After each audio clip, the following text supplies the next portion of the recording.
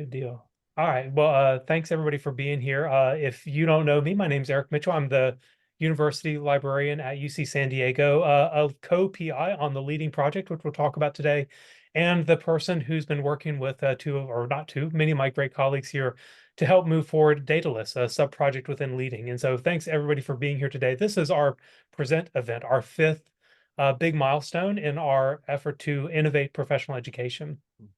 So as I just said, Datalis is a sub-project within the Leading Initiative, which was a 3-year IMLS-funded project that helped train over 81 fellows in building data science expertise and bringing those skills into libraries. And just, I can't say enough how much we appreciate IMLS's support through Leading, and actually their support on a precursor project called LEADS. And Jane Greenberg, who is the PI on both of those, will talk about that more today. In fact, so Kevin, let's go to our next slide.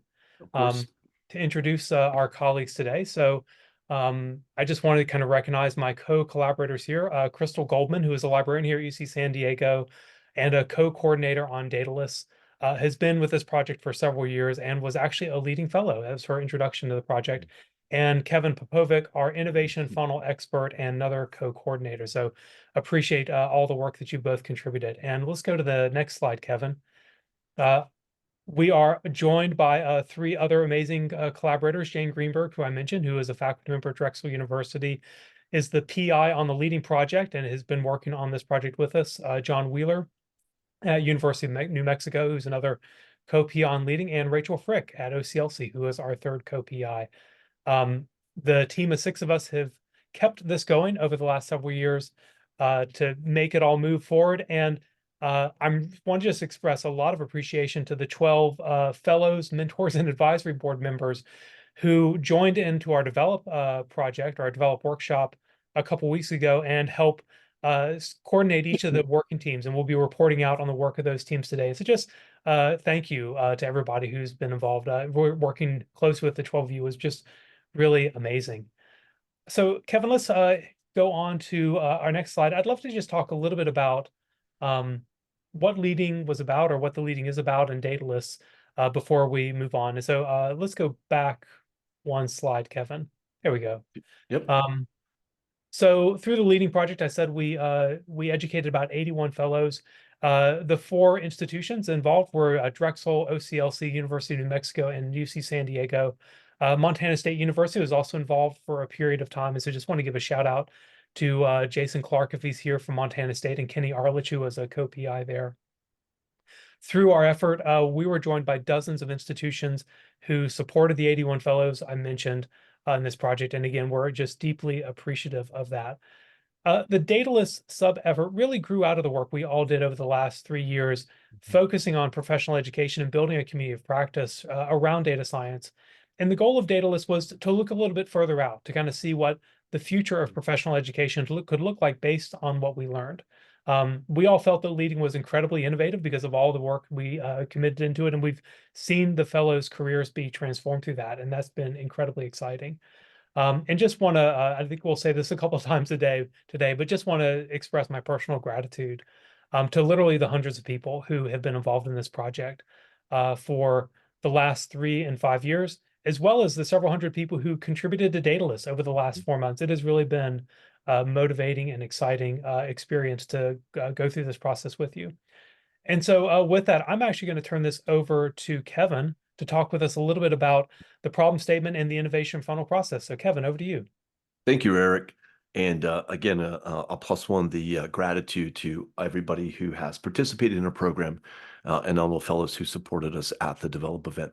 You know, when we started this conversation, I asked Eric and Crystal, what's the problem that we're trying to solve? And through conversations with them and John and Rachel and Jane, we came up with how might we help libraries collaborate to innovate professional education that impacts recruitment, growth, and retention.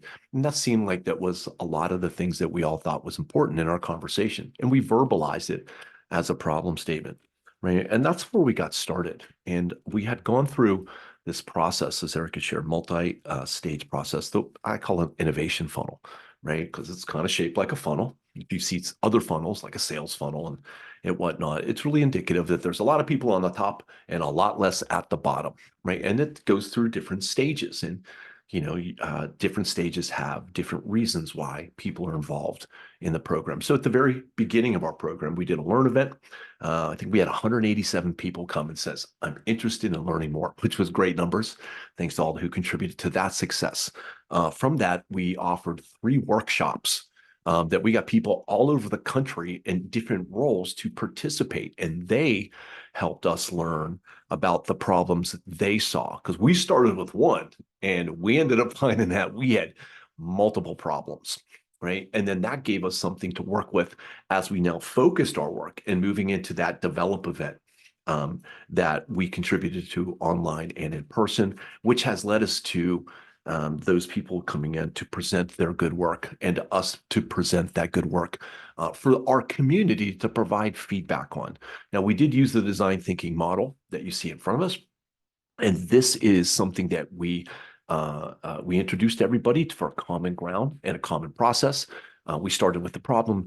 We empathized through our good work to develop an emotional understanding of those people involved. We defined their needs and insights and updated that problem statement, because where we start is not necessarily where we need to focus our work. We ideated with a bunch of ideas. We picked our best, we prototyped them, and now we have been testing those ideas amongst our community and getting feedback on that. I think there's almost 400 evaluations submitted so far on those concepts that came out of develop. We're hoping that for those of you who have not contributed your insights on these projects, that you will do so. We'll address that at the end.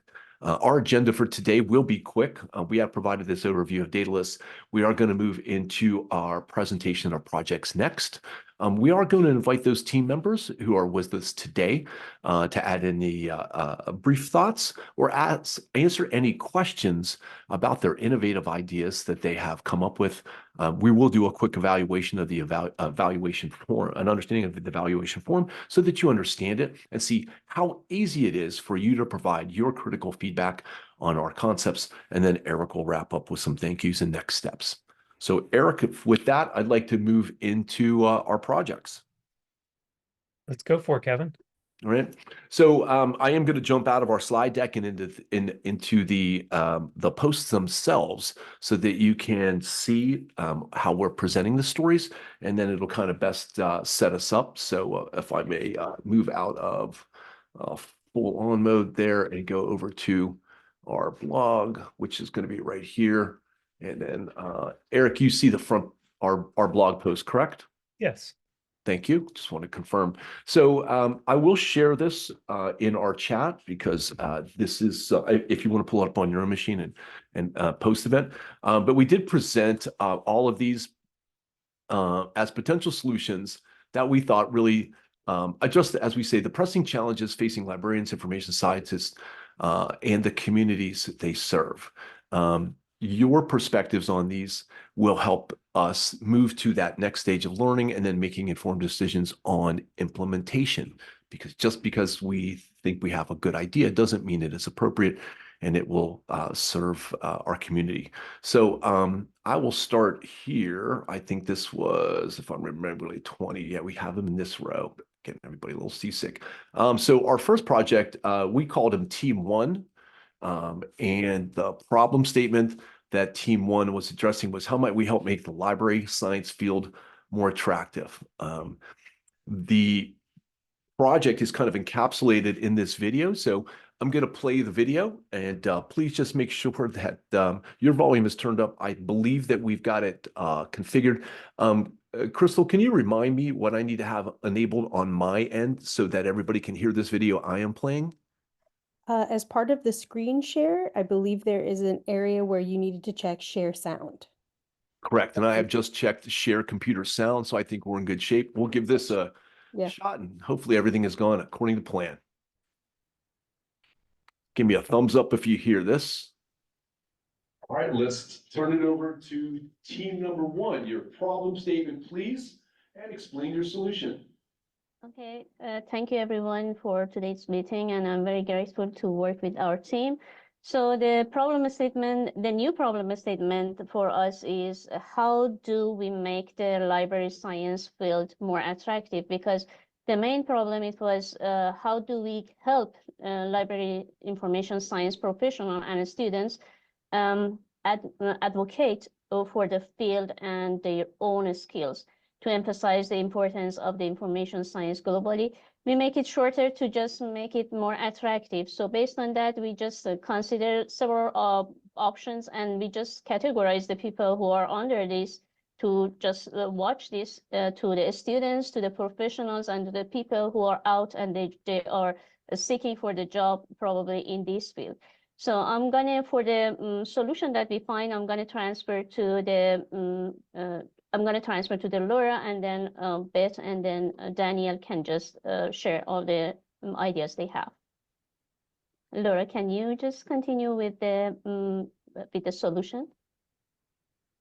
So it was actually Beth's idea. At Beth's institution, they've implemented this method of setting up the job information. So when they're hiring people, they have an outside person ask why specific requirements are required and try to get to the root of this. That doesn't work for every institution. So our idea was coming up with more of a system of using that why to get to the core that even small institutions who don't have an outside person could use. And Beth can explain a little bit more about what that actually looks like at an institution.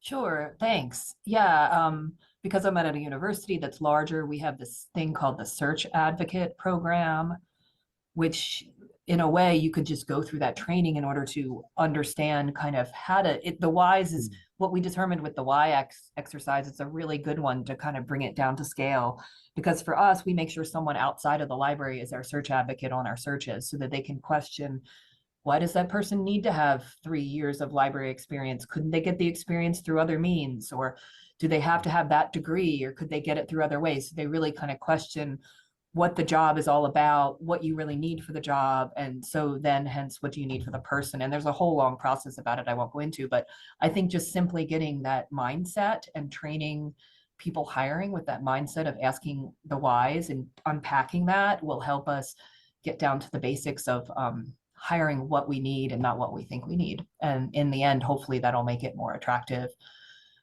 We didn't actually get to all of the employee needs of hierarchy, but like, how do we get those basic needs met so that everyone can find their ideal job?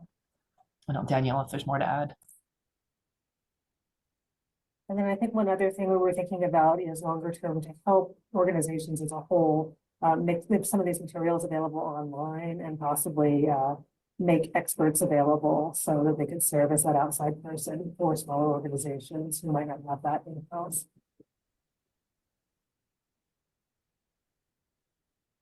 Okay, is that it? All right, and I think that that's it. So that is our first project, and that is our team number 1. Let me just exit out of full screen here. And for those who would like to evaluate that, I'll put that post in the chat.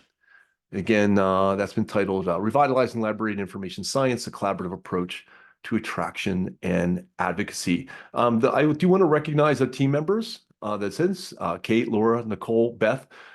Is anybody here? I'm sorry, I can't see everybody's that's on our Zoom today. But if any of that team is here, if you would please either raise your hand or turn on your audio. And if you have any comments about your project.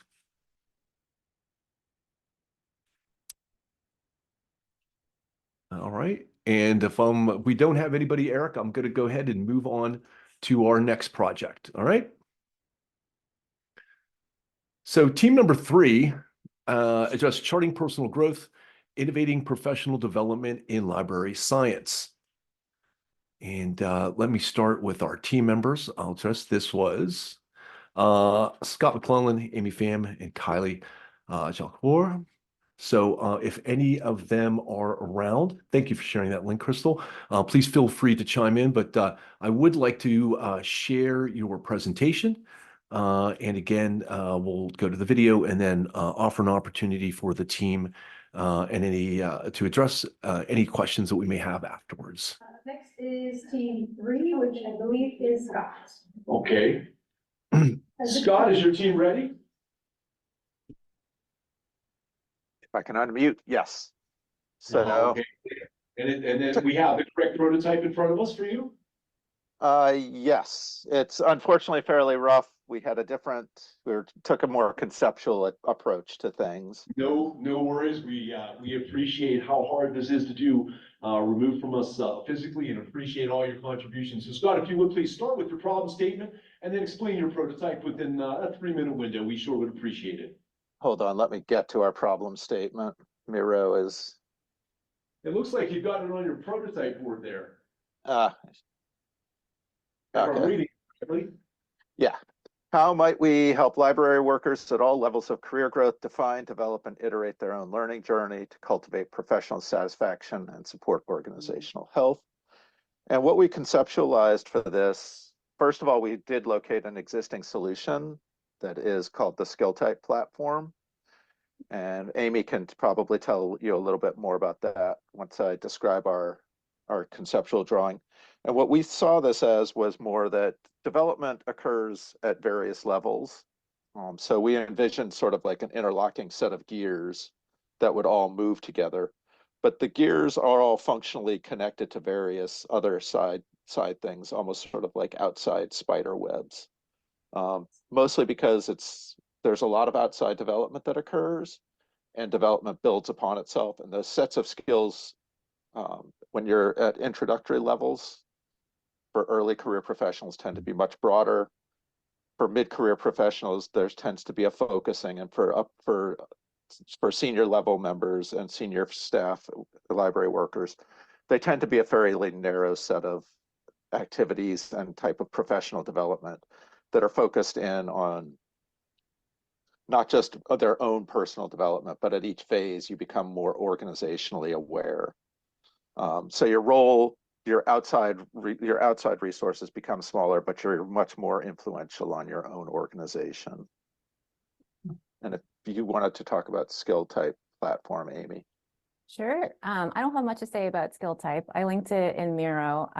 It's a platform that basically identifies gaps in skills and helps administrators and other folks in the industry sort of create their own learning journey.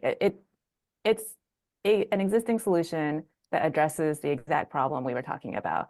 I did not put it up here to sell it. Our institution doesn't use skill type, so I'm not deeply familiar with the way it works. But one of the things that made it harder to create a working prototype for us is the solution we're looking for is something that helps folks identify their own gaps in skills and how it relates to changes within the industry and changes within the external landscape that they work in. And we didn't want to say another toolbox. All right, Eric, for the sake of time, we've got to manage our presentation time. So that's our concept for team 3. And again, is around here on charting personal growth, innovating professional development in library science. Thank you. Yeah, this was team 3. Is there anybody from team 3 that's available to add any other comments on their presentation? Please raise your hand. Let us know that you're here. We'd love to hear from our team members. Scott, there you are. Good morning, sir. How's it going, y'all? It's going great. You want to tell us about your prototype? Anything what we missed that's important? I don't think anything was really missed. I mean, it's really, the idea was that there's a large amount of information that's often external to the organization. Locating that is actually a very, very difficult, especially for introductory, for the lowest levels, for entry level librarians. But there's a larger amount of it out there. And as you sort of climb the ladder, we noticed that there's actually a lot less resources for the top levels. So it's actually, you have much more influence, but the professional development, it both changes and narrows significantly. So one thing that probably should be focused in on is actually expanding resources for people to move into senior roles at libraries. especially from the sort of middle levels. Mhm. And those skills become more abstract as you become more organizationally aware. Yeah. Thank you, Scott. I appreciate the additional commentary. Again, those of you who would like to provide feedback, please do so in the link that Crystal has provided to Team 3. Thanks for your work, Scott. I appreciate you and your team. All right, our next will be Team 6, Empowering Diversity in Libraries, a Collaborative Blueprint for Change. Right. Our team members, Sinatra and Millie, address the problem statement. How might we help library recruiters and staff transform the workforce to support an increase in full-time, permanent, underrepresented staff that feel empowered in the workplace? And here is their I will proposed absolutely be solution. tapping you in. Please and thank you. So yes, we are group 6. Our updated problem statement is, how might we help library recruiters and staff transform the workforce to support an increase in full-time, permanent, underrepresented staff that feel empowered in the workplace? We ultimately landed on collaboration as our convergent sketch. And within our prototype, we used Post-it notes to explore ways that collaboration within institutions and between institutions can support those efforts. So I am going to start with some of the within institutions, and then I'm going to pass it to Stephanie to take us through the rest, and then maybe get started on some of the between, and then pass it to Millie to finish the between. Let's do it that way. We are all involved. This was a collaborative exercise, and I can't move my screen over. Okay. So within institutions, we talked about having identity-based employee resource groups available for folks, and also staff working groups with feedback loops. So you have a safe space to share your concerns with people who look like you or identify similar to you, but you also have a more collaborative space across the institution to deal with some of the interpersonal issues and create a culture of care. Millie also mentioned that there is a DEI self-assessment audit that her institution is working through. That's a guide available for folks to do the same. So we wanted to include that because we were discussing, Stephanie brought up, how do we make sure there's an accountability measure? And I also wanted to throw in there that we need to identify sustainable streams of funding so that it's not, we were talking about how short-term, part-time, or unpaid labor is not a good way to recruit BIPOC staff into the workforce. And so there need to be full-time, permanent staff positions that are encouraging folks to join, or at least long-term for folks who are at the intern fellowship level. So Stephanie, I'll pass it over to you to finish the within institutions. Yeah, so other things we could do within our institutions, one is to leverage our collections by highlighting the items that we hold that speak to DEI. As well, work with professionals in compatible fields like education, data analytics, because many folks who come to LIS come to it from other fields, or folks move out of LIS into similar ones. And so there are lots of folks within our institutions we can work with on improving diversity in our field. In addition, professional development, retreats, guest speakers, and reading groups can help support current staff. And also providing LibGuides with policies on topics like collection development, DEI, the reading room, and accommodations for employees and our library users. I'll have to pause that there. Those of you who have an interest in this, please, I'll invite you to go and visit the rest of the story that we have for Team 6 on empowering diversity in libraries, collaborative blueprint for change. If we have any of our team members here, I do want to recognize them, Sinatra and Millie. Thank you for your good work. Of course, if you have any comments, raise your hand, let us know that you're here. Right? I'm here. Sinatra's here. Sinatra, I'm sorry, I didn't, there you are. Good morning. Good morning, or afternoon for me. Yeah, the only thing I wanted to highlight is that our problem statement started focused on recruiting staff, and we decided to shift it to also include retention, because there was a discussion in my group with another group member about the way that the onus is placed on BIPOC staff within the institutions. And so there's a lot of unpaid labor that doesn't get acknowledged in the process of recruiting BIPOC fellows, interns, new employees, emerging professionals into the field. So that's why we kind of made it a little bit broader as we worked through the problem. Thanks for the add-on, Sinatra. Congrats on your good work. Thank you. Thank you. All right, our next will be Team 10, Bridging Skills and Community, a dual approach to enhancing library collaborations. This team was comprised of Sarah, Gail, and Jason. And their problem statement, was how might we help community partners, library professionals, identify and build skills needed to collaborate, to contribute to community goals, and advance careers in meaningful ways. And here's their presentation.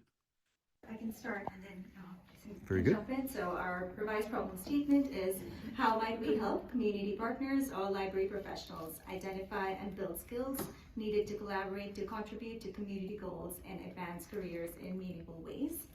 So here's a prototype, and Jason also added a picture to the Miro board for this, which is helpful. So we were thinking of this in two pieces. So one is the skills that library workers want to build, and we can have a database of that, but at the same time identifying community partners who might be in need of those skills and making that connection over here. So there is the expertise, and then once we have that, we also want to have a way to promote those services. So that is sort of a window into what the expertise is, and this signifies the connection. Would you like to add? No, I think you did great. Yeah. Well done. Thank you. Thank you. Thank you. There you go. And we have the most succinct presentation of all. Thank you. Do we have any of our team members here? Jason, Sarah, Gail, if anybody's here, wants to add any additional comments. And for those of you who would like to evaluate, Crystal has shared the link in the chat. All right, I'm not hearing or seeing anybody, so I'll move on to Team 11, Reimagining Leadership in Libraries, a Flexible Framework for Inclusive Communication. Right. Our team members are Ha-Yun Sung, Oscar, and Mara. And the problem that they were addressing is how might we empower library workers to pursue skills that will enable better communication and decision-making at all levels of the library and foster a positive experience that reflects the needs of all stakeholders, including library leadership, workers, and users. Their presentation is this. I just don't have it because I wasn't here, but I'll read it. I'm happy to read it. I just don't have it in front of me. How? There we go. Okay, you can explain it. How might we empower library workers to pursue skills that will enable better communications and decision making at all levels of the library and foster a positive experience that reflects the needs of all stakeholders, including library leaderships and workers and users? All right, thanks. So something we acknowledge, so we have this Venn diagram here, and we talked about the perspectives of library workers, as well as library users and leaders, and we recognize that sometimes these are overlapping. You might be a worker who is also using library resources, for example. These arrows represent different types of communication. So we talked about maybe challenging a hierarchical vision of the ways that leadership can happen. So enabling communication across different levels. And the arrows are different colors because depending on the situation and the person, you might need to use a different communication style. I forgot what these ones are. Does someone want to fill in? This is the elevator right here, so this is who we're pitching to. They're up on their high horses. These are the people we have inevitably left out and not considered, and that's future research will build upon ours. So we're always forgetting and leaving something out. So this is the opportunity for folks to continue the research. So this kind of little sticky note is sometimes people kind of same, even leadership can be same heads. As this is sticky note, you can just unstick and stick it, and then the whole heads can be kind of moving part and yeah, can be changed every single time and depending on the situation and context. Wow, I love it. Thank you so All much. right, thank you. All right. Again, that's Reimagining Leadership in Libraries, a flexible framework for inclusive communication. If any of the team members are here, please raise your hand. We'd like to acknowledge you. There we go. And some good morning to you. Good afternoon. I'm not sure where I don't recall where you're coming in from. What would you like to share about your project? You're on mute. One thing that I want to mention about is that it's a management and leadership is such a big idea. It took a while for us to drill down into a more concrete level. So we kind of came up and ended up like a communication and decision-making skill set. That was kind of at the initial stage, it took a while to come up with some more concrete kind of levels of idea. So Mara, do you have anything else you want to add up?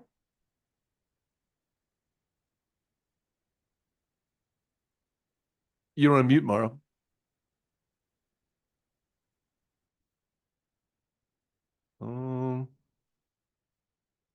Yeah, unfortunately, Mara's audio doesn't seem to be working. Okay, sorry, Mara. Is there any of your team here? Anybody else? No. All right. Thank you for your good work. It's great to see you both here this morning. Our next project will be Team 12, Uniting for Advocacy, Enlisting Public and Policymaker Support for LIS. Team 12 was comprised of Mace Katie and our own Eric Mitchell. And the problem that they were solving is how might we help the public and policymakers advocate for the LIS profession to improve the benefits of information services for all. And here's their presentation. Would you mind actually? I'm sorry.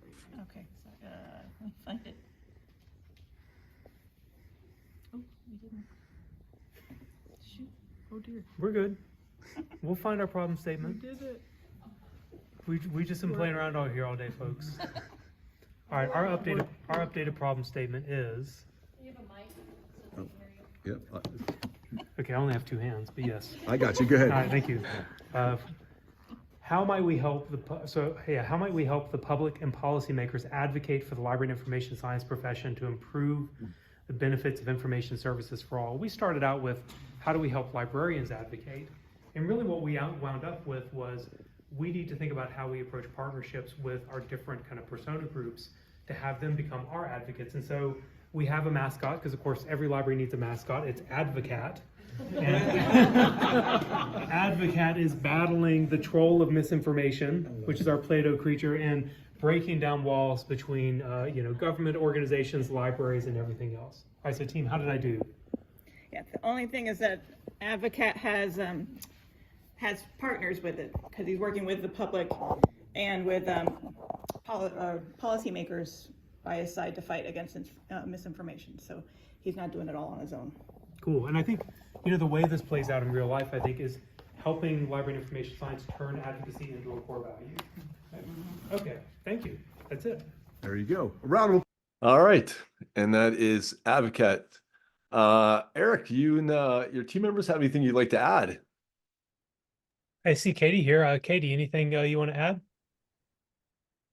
I was just going to say that it was kind of cool to see, rather than pushing how important libraries are up to other people, we switched it around where we can show how it's important so that other people are pulling and working for libraries rather than just shift between librarians advocating to helping other people advocate for us was kind of a cool change from our original problem statement. All right. Thank you for sharing. Anything else, Eric? No, I think Katie got a really great point there. Thanks, Kevin. Very good. Crystal shared that link in the chat. If you'd like to evaluate that group, please feel free to do so. Team 13 addressed harmonizing professional growth with strategic library success. This team was comprised of Julianne, Steve, and Rachel. And the problem that they were addressing was how might we help library leaders, staff, and community partners foment culture change that values and rewards skill development and that intentionally ties personal professional development to organizational strategic success. And here is their Absolutely. idea. So our problem statement is, how might we help library leaders, staff, and community partners foment culture change that values and rewards skill development and that intentionally ties personal professional development to organizational strategic success? Okay. The uninitiated might think this is a banjo that has gotten unsprung. That is not the case. What this indicates is the disparate needs of community members, of staff, of library leaders being brought into this matrix where we've got the thriving community, and community success is the outer ring. Within that is an inner ring of library strategic goals, and within that is library staff professional development.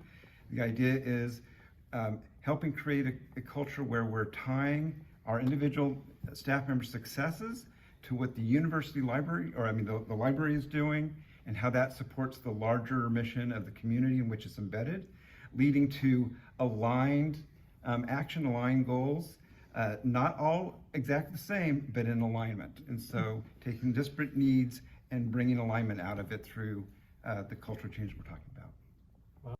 And there we go. If there's anybody here from Team 13 that would like to add on to this, please raise your hand or speak up. Let us know that you're here. And if not, we will thank that team for their good work and continue to move forward. Our next team will be Team 15, addressing empowering the library staff a financial and time allocation model for professional development.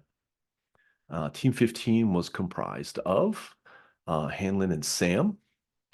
And the problem statement they addressed was, how might we assist library staff, content creator, and coordinators in accessing resources, knowledge, and support for role-specific professional development opportunities so they can take more courses and improve performances. And here is their idea. Start with the problem statement. Our revised problem statement is, how do we assist library staff, content creators, and coordinators in accessing resources, knowledge, and support for role-specific professional development opportunities so they can take more courses and improve performance? Very good. Please explain your prototype. All right, so we drew a dollar bill.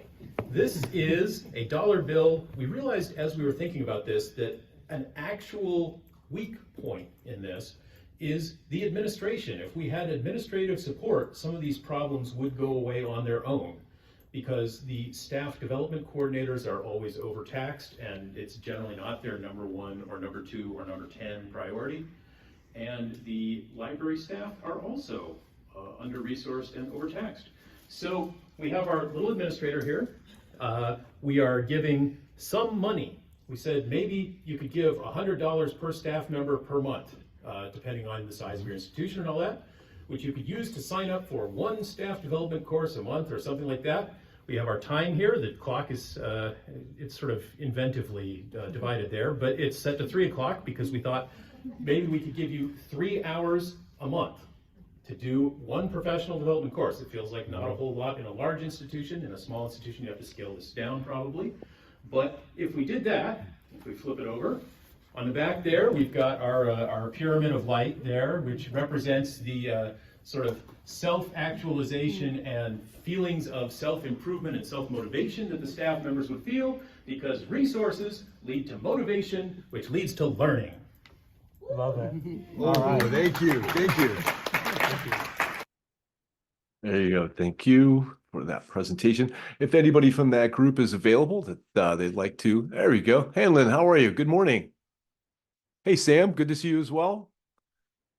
Good afternoon. What else would you like to share about your project? Sam, do you want to go ahead? The only thing that I would add is that we took, those numbers are not actually based on any research that we did.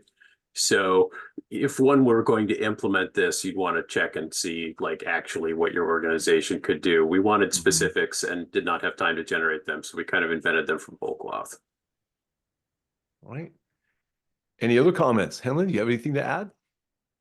I think the biggest accomplishment we made was to specify the different interest groups. So I think the original problem statement was how can we help library, but through our conversation, we realized it's not just the library, but it's also about the content creator, it's also about the coordinator. And also one thing we didn't have time to address and can lead to future research is the channels. So we have this conversation about what are the best channels to distribute those contents and also the information about the opportunity. I think that could be lead to future investigation and discussion. Thank you for sharing. Appreciate your good work. Crystal has shared that link as well in the chat. Please feel free to evaluate them. Team 16 is addressing navigating career transitions in LIS, embracing diverse skill sets and networks. This team is comprised of Hannah, Jane, and Carly, and the problem statement that they address is, how might we support people in career transition, validate existing and build new skills and networks to increase their professional support and impact in the field? And here's their concept. Sure. So our problem statement was, how might we support people in career transitions, which we used that term to include both LIS students who are entering the profession and those who are transitioning in one way or another within their LIS career, to validate existing skill sets and networks and build new skill sets and networks in order to increase their professional support and impact in the field. And so we have a prototype here. One of the ways that we discussed doing this was to help validate alternative skill sets and connections. We talked a lot about folks who are second career librarians or who are transitioning from one type of library to another, that sort of thing, how they have skill sets and connections already, but that those don't tend to be valued by the administration as much as an MLIS degree, which we have over here as the key. So we built a set of stairs leading up to a locked gate. And so traditionally an MLIS degree is the key that unlocks the gate. And we were envisioning a hatchet, which we also have on the right over here, as validating alternative skill sets and connections. So the idea is that this Barry, who is our student or the person in a transitional situation, who is very important to the LIS profession, they're going to climb the stairs and they're going to use the hatchet to break down the barrier instead of using the MLIS necessarily to unlock the gate. And on the other side of the gate, we have career growth and support and retention, symbolized by green grass and a tree and a flag. Love it, love it. So yeah. Well done. All right, thank you. There we go. Thank you. Sure. If there's anybody from that team that's available, please raise your hand and speak up. And I know that Jane, you're here. Jane, what do you? Hannah's there as well. I'm sure if Carly here, but please, what would you like to share about the problem that you solved? Jane, do you want to go? I just want to comment, part of this is grounded in data science skills, and that's what leading was about. And so this unlocking the gate and getting to the other side was really, to make connections, to make networks, to get those kinds of skills. And I think I'll leave it at that and let the other folks comment. So. Yeah, I would just add that one important thing to note is that our team started out talking more specifically about LIS students, and part of the conversation that we had over the course of the day was to expand that and include folks who are in a second career or transitioning, as we were saying. Like Hyun Sung said about Team 11, I think we also didn't quite have the time to, we took a lot of time drilling down into the question, and so we maybe didn't have as much time to come up with concrete solutions, but I do see some synergy with what Team 1 came up with, who were focusing on the hiring practices. So I think there might be some opportunity there to apply the sort of things that Team 1 was talking about to the problems that we were discussing as well. Thank you for sharing. And Hannah, that is one of the things that comes out of events like this, where in an open forum, we can talk about them. And after some time at the event, you start seeing the commonalities, how things might be able to interconnect and how one might be able to support others. So thank you for your comments. Appreciate you both. Our next team is Team 17, Fostering Joy and Collaboration in LIS Recruitment Processes. That team is Jeffrey, Dela, and Marilee. who I believe your team is here. And the problem that they're solving is how might we help all parties in job searches to collaboratively develop recruitment processes to meet individual, mutual, organizational diversity, and community engagement needs for a work position so that retention is enhanced. And here is their big idea. Sure. So we sort of changed the theme of the question. So it's now addressing holistically supportive search processes. So our specific question is, how might we help all parties in job searches to collaboratively develop recruitment processes to meet individual, mutual, organizational diversity, and community engagement needs for a specific work position so that retention is enhanced. So it's about two-way conversations. It's about having all parties be equal stakeholders during the entire recruitment life cycle. To operationalize that, we have the APO to represent creating a Datalis style program where we can bring different stakeholders together to come up with holistic collaborative recruitment practices that can be used by all libraries. Mary Lee talked about the importance of joy. So we have this happy frog and pig. Internationally recognized as joy. Yeah, absolutely. Definitely. Yes. To represent how, you know, in a holistic recruitment process, we need to talk about our emotions. We need to talk about softer goals, such as joy and happiness in the workplace. We have a star to represent developing best practices that we can share nationwide of how we have these holistic recruitment processes. And our resident professional artist and industrial engineer made this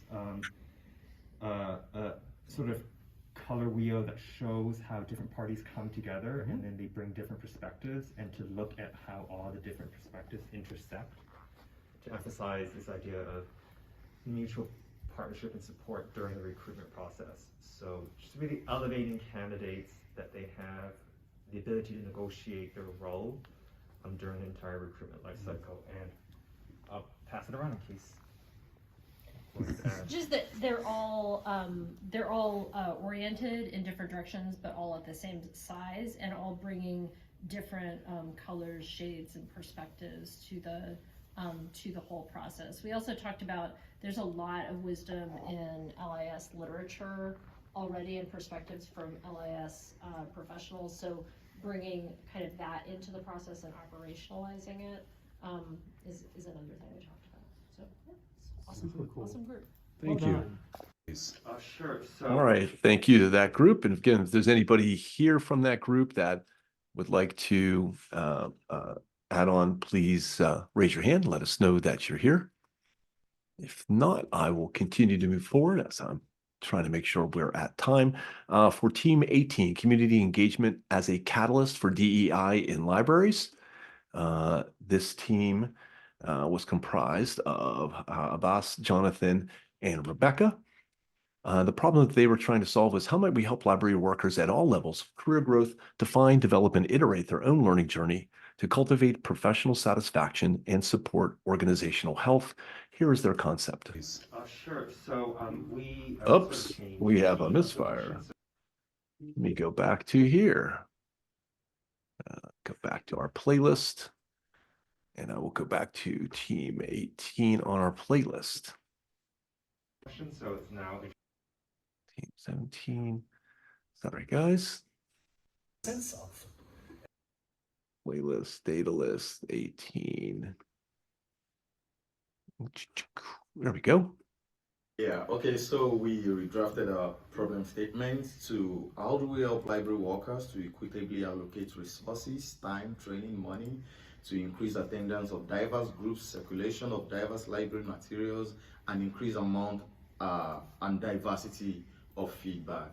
So we talked about the problems, we talked about the goals, and we talked about measurable goals, how we are goals that we will be able to measure at the end of the day, and we talked about the people we want to measure. We looked at library management, and we looked at collection librarians. So when we talk about money, resources, and all of that, but everything boils down to this: we looked at the library as a kind of community artifact. Because we say we don't have all of the money in the world, but the limited money we have, we can actually maximize it to make sure that library employees or library workers are able to achieve diversity, equity, and inclusion. So this is what we do. This is what we did. We have the library as a community artifact, and we have library users, which are the community. We have Black, we have people of color, and what have you. And we have the community where we have the car park, the community malls, and all of that. So we are saying that the library should not just sit back and wait for people to come to them. The library should also go out to go and meet the community. That way, the library will understand the community better than it will understand the community by waiting for the community to come. So we call it community engagement for diversity, equity, and inclusion. Thank you. Love it. Thank you. Thank you. All right, and there is that concept. And if a team is available and has anything to add for Team 18, we would welcome that. And then let's see, going to Team 19. I thought I had seen somebody. Okay, I just want to make sure we're not missing anybody. Team 19 is addressing fostering growth through mentorship, a nationwide coordinator network for librarians. This team is comprised of Kay, Farshad, and Danny. And the problem that team was addressing was how might we help libraries create sustainable mentorship opportunities for librarians across the career life cycle to address changing professional needs. Here's their concept. So our refined problem statement is, how might we help libraries create sustainable mentorship opportunities for librarians across the career life cycle to address changing professional needs? Okay. KP? And so our solution, this is supposed to be the United States. How closely it resembles the United States, take it up with the geographer. So our solution was to create, honestly, now I'm looking at it, something very similar to leading. So a network of mentorship coordinators who can meet and create materials related to mentorship that can be shared across the network. So you'll see on the bottom, we have a little picture for a Zoom call so that these mentorship coordinators can all meet. And then the hope is that after the mentorship coordinators meet, they'll graduate from the program, and then we can bring together the mentors that they'll be advising in some kind of community building as well. So yeah, a mentor coordinator network is essentially a solution. I love it. Thank you so Great much. job. Wow. Right? Of course, Team 19, we will welcome you to add any comments that you may have. And of course, thank you, Crystal, for sharing the link for evaluation in the chat.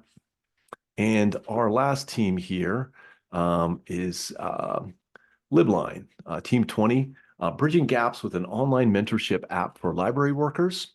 This team is comprised of Shaohan Aislinn and Zamira. Hoping I'm getting your names pronounced correctly. The team addressed how might we help library workers in under-resourced communities develop mentor relationships to support them to advance their career pathways, right? And here's their idea. Problem statement, please. Our revised problem statement is, how might we help library workers in under-resourced communities develop mentor relationships to support them to advance their career pathways? And our prototype is for an app, that's an online mentor match app called Libline. And so that mentors and mentees can self-select folks that they think would be a good match to help them with progress in their individual career goals. And it breaks down, it's kind of without borders, so you're not regulated to your geographical area or even particular professional associations. So it really kind of just opens up opportunities there. Cool idea. Thank you so much. And that is that concept. And of course, Team 20, if you're available, if you'd like to add anything, I think a couple of you are here. So if anybody has anything you'd like to add.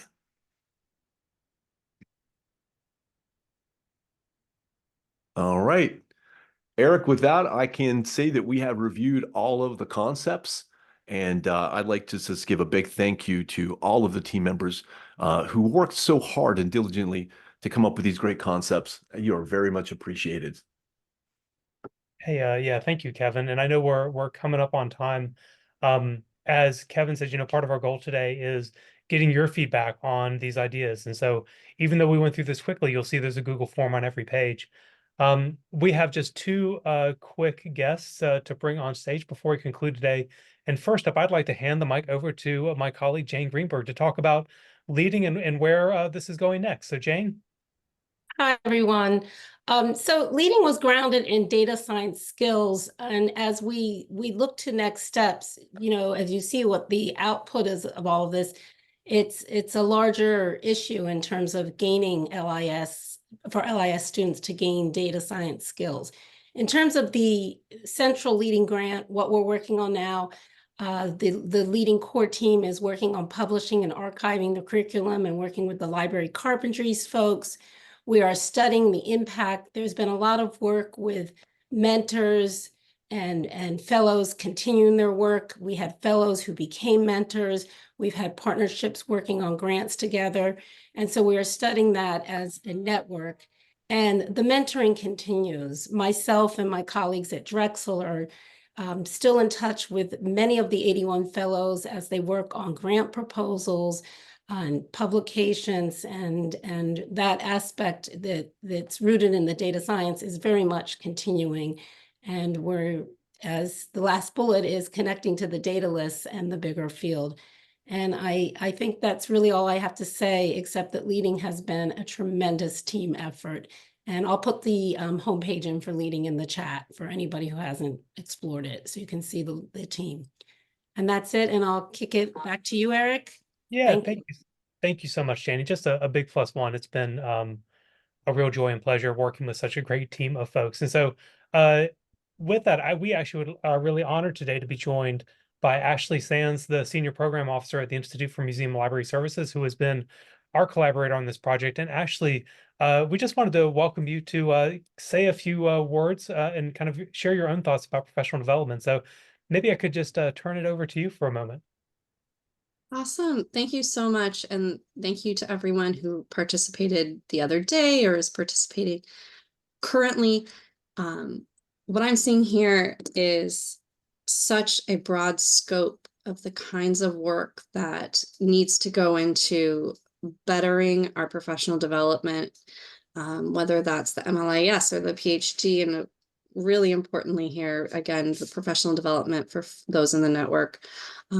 Particularly interesting thing I heard jump out today was the reminder that sort of at the top or the later career folks have fewer resources to continue to benefit the skills that they need to be leading the community than necessarily some of that more initial early career materials. So kind of that's an example of a gap that I've seen come out of all the work that you all are doing.